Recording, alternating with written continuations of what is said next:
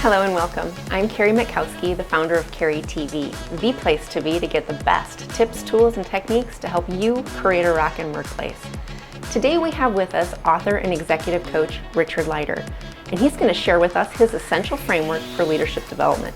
At the end of this episode, I'm sure you'll agree that it's who you're being as a leader that's the new definitive bottom line. Well, leadership development for me is an inside-out process. The starting point is the who of leadership, not the what of leadership. So the who means kind of the core.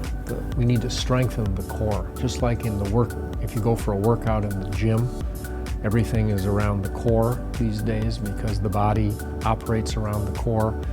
Well, there's a core narrative or a core story or a core point of view that's the core to great leadership, and that's the core to great leadership development.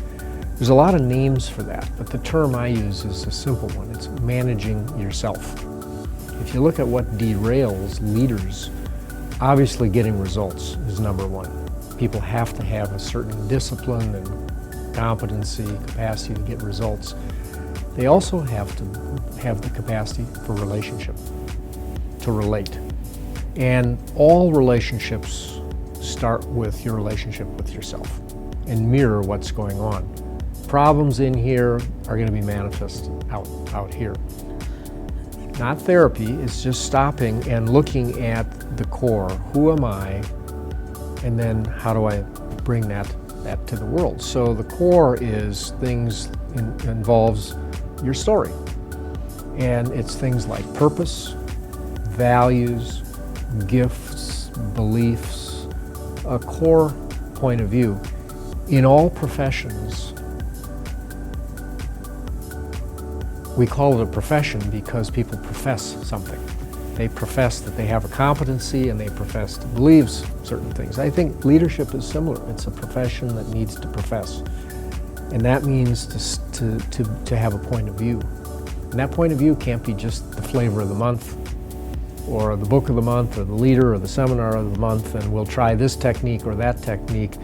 Everybody's worked for somebody who was what they call a suit, or somebody who wasn't home, who wasn't there, who really didn't embody their beliefs. They were just mouthing the words, whether it was a speech or a team meeting or a coaching session. What we want are leaders who are authentic, who are integrated, who are their message. So that means managing yourself is the starting point. Who are you? What do you believe? And part of the managing yourself is that core story, but part of it is your practices. Leaders are only as good as their practices. What do you practice all day, every day? The human body and mind and spirit are incapable of not practicing. We're always practicing something, whether it's getting us the results we want or not.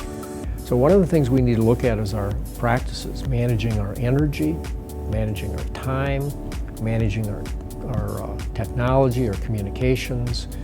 I call that whole area, that strengthening your core, I call that managing yourself. 10 years ago, even maybe 5 years ago, this would not have been a key ingredient of leadership development programs. Now I teach it at the Harvard Business School in the General Management program. I teach it at the University of Minnesota Executive Program, at Duke, in umpteen different executive leadership, or not executive, but leadership development programs in corporations. And it's become essentially a lifeblood, a life skill to leadership development. So that's my story about leadership development. Without that, I don't think we're really effective. And I do believe, contrary to many people in the past, less contrary today, we need to deal with the whole person. It used to be that in my father's generation, he worked for the same organization for 40 years. He had an implicit agreement that if he did a good job and didn't do anything unethical or immoral, or et cetera, he was going to be there for 40 years. and at the end of which there would be a commitment to support his future. Well, most people don't have that option anymore. That's no advice I would give anybody. So we need to keep aware, reinventing ourselves, managing ourselves effectively, not only to be effective, but also to manage our careers. 10 years ago, 5 years ago, as I started to say, it wouldn't be part of these programs. Now you're seeing it almost everywhere. Even the Harvard Business Review has a section on managing yourself. Well, that a few years ago wouldn't have been in there. Why is it in there now? I think we're in a new era. That era demands more of ourselves. We're more free agents than we were in the past. Even within organizations, we're still free agents. We're not guaranteed. We know we're going to be here 3, 4, 5, 6, 7 years, and maybe we'll stay, but maybe we won't stay. And so we need to be real about that. That demands managing yourself competencies. So managing yourself is essential, and for several reasons. One is to be aware of how it is that you are when you're with other people. There needs to be a certain self-awareness, a certain sensibility around the impact you're having or not having in situations. And let me divert by saying that I always acknowledge my teachers, and one of my teachers was Viktor Frankl.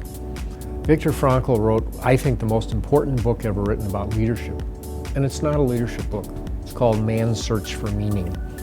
Frankl was a very fine thinker about impact and awareness and about human behavior, and he was in the same category as Freud and Adler and Jung and others. In the middle of the height of his work, training psychiatrists and others and writing about human behavior, he was in a series of 3 Nazi concentration camps. He lived, but his family didn't. His whole family was killed. He lived and he got out and he weighed 87 pounds.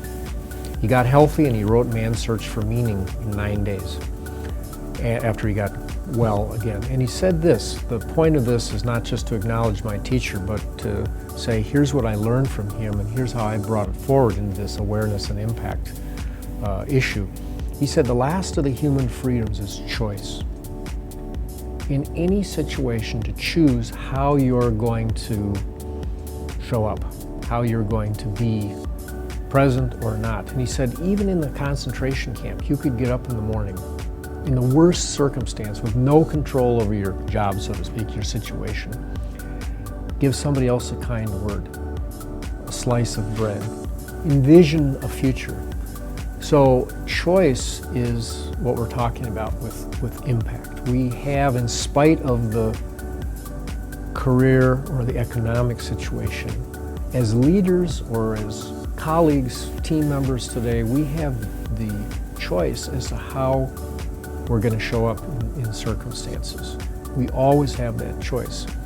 Moments of decision is what Frankl called it. That's what I teach.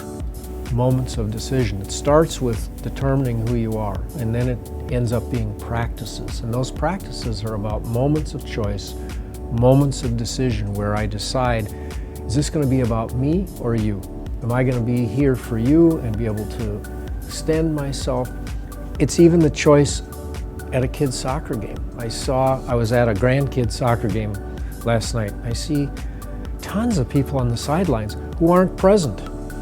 Their bodies are there, but they're texting or they're working on they're doing whatever.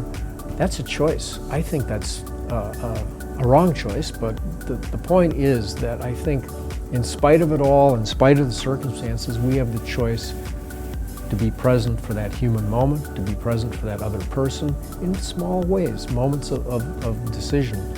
So I think this whole thing about impact, influence gets down to some basic practices, some basic choices that we make. The starting point is, who are you? What do you want your life to be about? Even for young people, they leave a legacy.